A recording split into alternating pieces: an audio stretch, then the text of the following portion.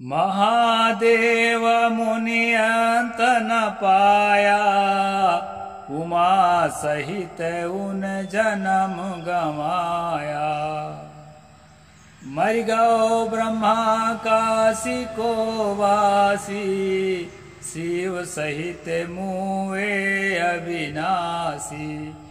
मथुरा को मरि गौ कृष्ण गुआरा, मरि मरि गयो दसो अवतारा। गए राम यौ गए लक्ष्मणा, संग न गई सीता ऐसी धना। नमस्कार दोस्तों, मैं अविनाश दास रेशनल कबीर यूट्यूब चैनल में आप सबका हार्दिक स्वागत करता हूं।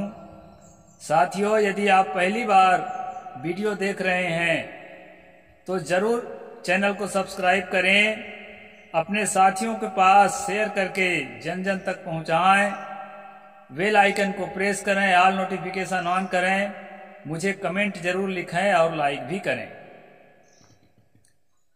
साथियों, इस चैनल का उद्देश्य किसी भी जाति, धर्म, संप्रदाय, वर्ग या व्यक्ति विशेष को आहत करना नहीं है।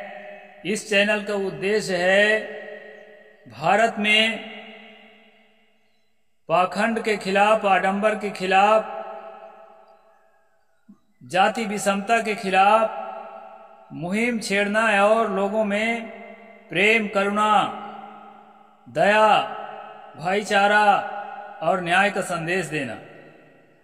दोस्तों, मैंने कुछ चौपाइयां बोली आपके सामने। ये सतगुरु कबीर साहब की प्रमाणिक रचना बीजक की चौपाइयां हैं। बीजक सतग्रंथ में ये बातें आई है। सतगुरु ने कहा, महादेव मुनि अंत न पाया, उमा सहित उन जन्म गमाया। उन्हों ते सिद्ध साधक होई, मन निश्चय कहू कैसे कोई। सतगुरु कहते हैं कि महादेव नाम के जो मुनि थे, जिनको देवों में देव महादेव परमात्मा भी कहा है, वो जगत के आदि अंत को नहीं समझ सके, ज्ञान को गहराई से नहीं समझ सके, अंधविश्वास से उबर नहीं सके, अपने पत्नी उमा के साथ जो है अपने जीवन को व्यर्थ में खो दिया। उन्हों ते सिद्ध साधक होई, मन निश्चय कहू कैसे कोई। यदि उससे भी ज्यादा सिद्ध कोई साधक है आपकी जानकारी में तो उसके बारे में हमें बताओ, ऐसा सतगुरु कहते हैं। आगे कहते हैं दूसरे नंबर में कि मर गौ ब्रह्मा काशी को वासी, काशी में रहने वाला ब्रह्मा भी मर गया, और शिव सहित मोह अविनाशी, अपने को अविनाशी कहने वाला विष्णु और शिव, ये सब मर गए। दोस्तों, गए राम और गए लक्ष्मणा, संग न गई सीता ऐसी धना। मथुरा को मर गए कृष्ण कुवारा, मरि मर गए दसो अवतार। कहने का मतलब ये है कि जो भी संसार में हुआ है सचमुच ऐतिहासिक रूप से, वो सब मर करके चले गए। और जो काल्पनिक कहानी है उसकी, वो तो कहानी ही है, उसके मरने की कोई बात नहीं। तो यदि इनको आप काल्पनिक कहानी मानते हैं तब तो कोई बात नहीं मरने जीने का, और यदि आप इनको ऐतिहासिक भी मानते हैं ना, तो वर्तमान में आपके सामने नहीं है। लोगों ने माना है कि समुद्र मंथन में अमृत निकाला गया था और 33 करोड़ देवताओं को अमृत पिलाया गया, और जो है वो आज भी वो 33 करोड़ हैं, न मरते हैं और न उनकी जनसंख्या बढ़ती है। ऐसा जो है लोगों को मानना है। तो दोस्तों,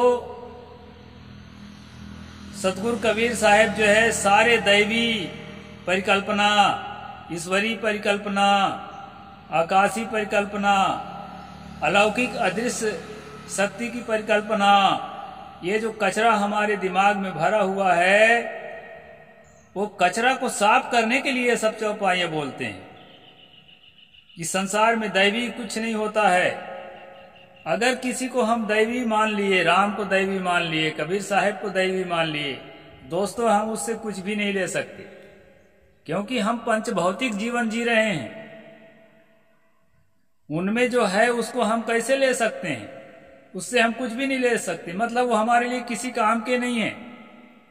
यदि उसको दैवी मान लिए तो और यदि उसको मनुष्य मानते हैं तो हमें यह विश्वास होता है कि जो संभावनाएं उनमें थी वो संभावनाएं हम में है। जो वो कर सकते थे उनके रास्ता पर चल करके हम भी वो सब कर सकते हैं। ऐसा जो है दोस्तों हम प्रेरित हो सकते हैं यदि आदमी माने तो। और यदि मान लो उनको शेरे मान लिए तो हम तो पकड़ पकड़ के गाय बैल को नहीं खा सकेंगे ना। या उनको अदृश्य देवता मान लिए तो अदृश्य देवता के बारे में जैसी जैसी कल्पनाएं की गई है वैसा तो हम नहीं कर सकेंगे। इसलिए सतगुरु कबीर साहब कचरा को खत्म करने के लिए, दिमाग के कचरा को, जो बड़े बड़े देवता कहा गया है, देवताओं के मालिक कहा गया है, उनको कहे वो सब मर गए। यदि थे, आप जैसा मानते हैं कि वो थे, तो भी मर गए, क्योंकि आज वो कहीं नहीं है। न राम है, न कृष्ण है, न ब्रह्मा है, न दुर्गा है, न काली है। पूरे भारत में और भारत के बाहर आप खोज लीजिए, वो कहीं भी नहीं मिलेंगे।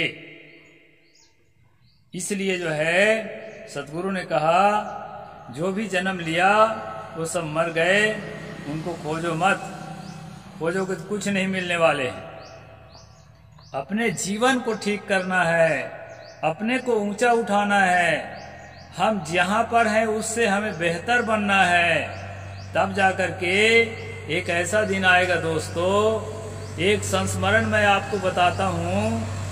किसी समय में मैं जब संन्यास मार्ग में नहीं आया था तो मेरे शरीर के जो पिता हैं उन्होंने कहा था कि बेटा, संसार में चाहे कितना भी कठिन काम हो, लेकिन अगर उसको तुम हाथ लगा दोगे ना तो सरल हो जाएगा, क्योंकि तुम इंसान हो। दोस्तों, इस बात को मैं आज तक रखा हुआ हूं। वो देहाती भाषा में कहे थी इस बात को, लेकिन मैं आपको हिंदी में बता रहा हूं। मनुष्य के हाथ लगाने से कठिन काम सरल होता है। जहां तक संभव है वह हो ही जाता है। तो मनुष्य को किसी देवता के, किसी ईश्वर के आगे गिड़गिड़ाने की या उससे अपने को हीन समझने की क्या आवश्यकता पड़ी है, जब सारा काम आपसे होता है। और जो काम आपसे नहीं होता है ना, वो होगा ही नहीं, वो किसी से नहीं होगा। इसलिए प्रकृति के नियम को समझने की जरूरत है। सतगुरु कबीर साहब एक पदार्थवादी विचारक थे। वो किसी प्रकार के भक्ति भावना वाले, ईश्वर खोजने वाले या स्वयं को ईश्वर बताने वाले उनमें से नहीं थे। दोस्तों, आज का प्रसंग है कबीर का दैवीकरण। अभी हम लोग पढ़ रहे हैं कबीर और रामानंद, जो कि हर रोज सुबह पढ़ते हैं। तो आगे चलते हैं दोस्तों, क्या कहना है लेखक का। इतना तो निर्विवाद है कि सतगुरु कबीर साहब अपने जीवन काल में ही बहुत प्रसिद्ध हो चुके थे। उनकी साखी, शब्द, रामायणी तथा भजन देश के कोने कोने में गाए जाते थे। उनकी क्रांतिकारी मानवतावादी विचारधारा ने उन्हें लोकनायक, युग पुरुष तथा दलितों, शोषितों का मसीहा बना दिया था। वो अपने जीते जी जो है एक मसीहा के रूप में उभर कर आए थे। जब कोई महापुरुष अत्यंत प्रसिद्ध हो जाता है तब उसके जीवन चरित्र में चमत्कारिक कथाएं जुड़ने लगती हैं। ये नई बात नहीं है, पूरी दुनिया में ऐसा होता है। क्योंकि जब प्रेम में आदमी विह्वल हो जाता है ना, अपने इष्ट के, अपने महानायक के प्रेम में जब विह्वल हो जाता है तो उसके लिए बढ़ चढ़ करके लिखाई शुरू करता है। और उसी से आने वाली पीढ़ियां जो है उस लिखा को सही मान लेती है। ये है दोस्तों खास बात। भक्त प्रहलाद को पर्वत से गिराया जाना, उसे आग में जलाना, तलवार से मारना आदि इस प्रकार संत ज्ञानेश्वर को दीवाल चलाना, नामदेव द्वारा मरी गाय जिलाना, मीराबाई को जहर का प्याला देना आदि चमत्कारी घटनाएं हैं। घटनाएं नहीं है, कोई इंसिडेंट नहीं है। ये सब जो है ना कलम की घटनाएं। ऐसा नहीं होता है दोस्तों। यदि मीराबाई को जहर पिलाने से वो नहीं मरी, जहर उसके लिए अमृत बन गया, इस बात पर आपको विश्वास है, तो इस बात को भी आपको समझना पड़ेगा कि मीराबाई का कोई पंथ नहीं है, उतना बड़ा प्रभाव समाज में नहीं जमा सकी थी, क्यों, जबकि वो राजघराने की थी। लेकिन एक बात बताऊंगा, स्वामी दयानंद सरस्वती जो है ना, वो पंथ खड़ा कर दिया और बहुत बड़ा पंथ खड़ा है, बहुत बड़ी प्रतिभा रहे वो, वेदों पर भाष्य लिखे हैं। तो किसी भी कीमत पर मीराबाई से मैं तुलना तो नहीं करता, लेकिन कम तो नहीं माना जा सकता। लेकिन आपको याद दिलाना चाहता हूं, उसको जहर दिया गया था और जहर से ही वो मर गए। तो प्रकृति के जो नियम है वो सबके लिए है दोस्तों, चाहे वो कितना भी बड़ा फेमस आदमी हो, उसको जहर देंगे तो उसको मरना पड़ेगा। इसमें चमत्कार जैसी कोई चीज नहीं है, इस बात को हमें समझना चाहिए। कबीर साहेब मिथ्या महिमा तथा चमत्कारों के सख्त विरोधी थे। विश्व में पाखंडों आडंबरों का जितना अधिक विरोध कबीर ने किया, उतना आज तक किसी ने नहीं किया है। इस बात को हमें समझना चाहिए। किंतु दुर्भाग्य है कि उन्हीं महापुरुष के जीवन चरित्र पर चमत्कारिक कथाओं का अंबार लगा दिया गया। बहुत सारी कथाएं उनके लिए लिखी गई। उनका जीवन सतलोकी सतपुरुष की आज्ञा से हर युग में आना, किसी ने उसको पैगंबर बना दिया, परमात्मा का हर युग में अवतार लेने वाला।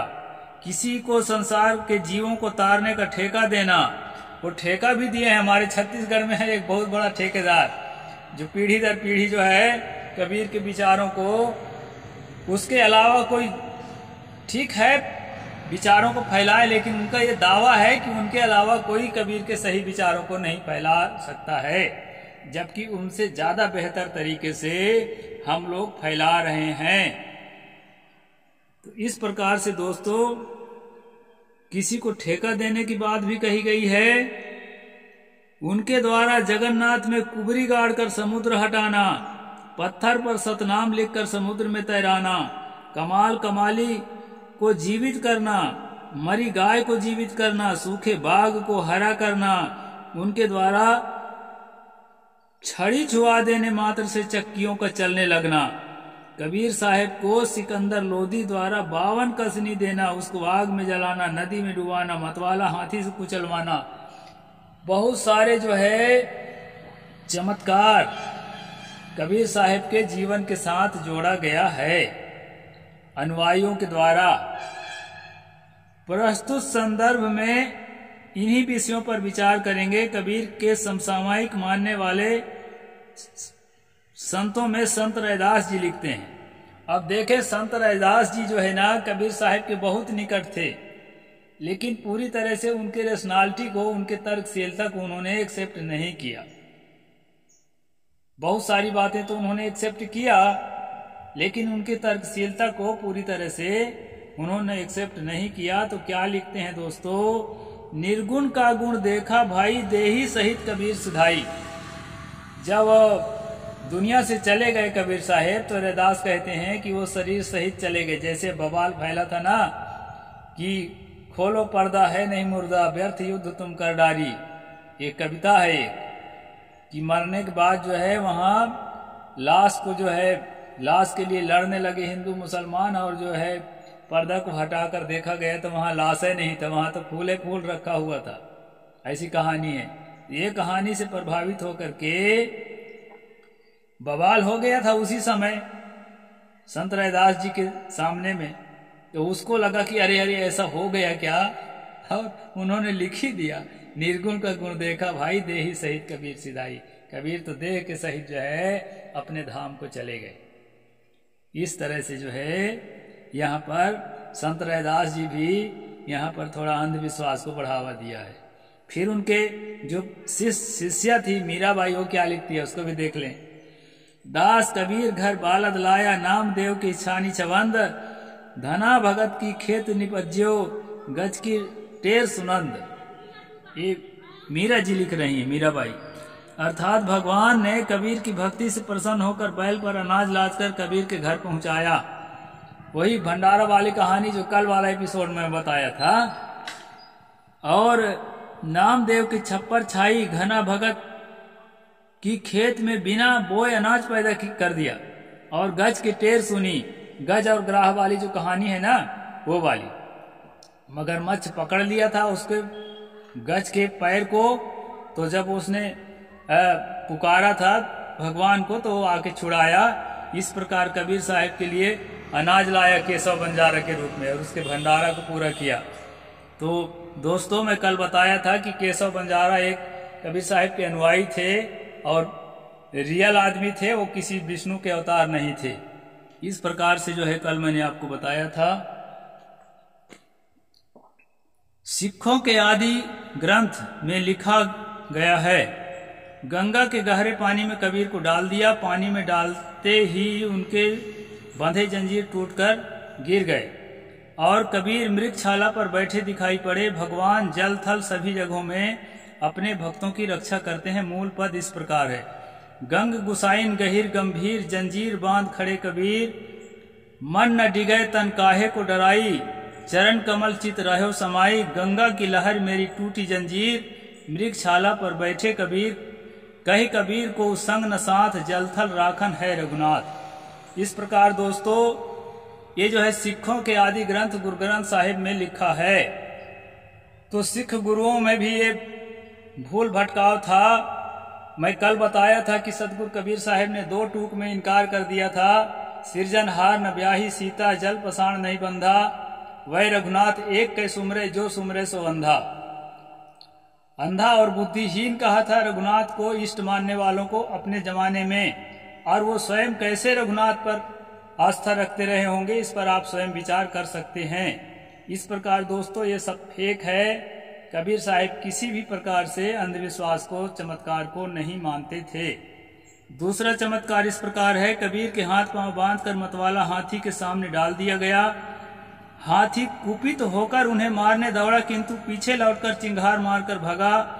कबीर कहते हैं, मेरे ठाकुर यह सब तुम्हारी ताकत है। इस प्रकार पद है, बांधी भुजा भिल कर डार्यो हस्ती, हस्ती कोपी मूड़ी मही मार्यो, हस्ती भाग के चीसा मारी, या मूरत के हों बलिहारी, आही मेरे ठाकुर तुम्हारा जोर, काजी बकियो हस्ती तोर।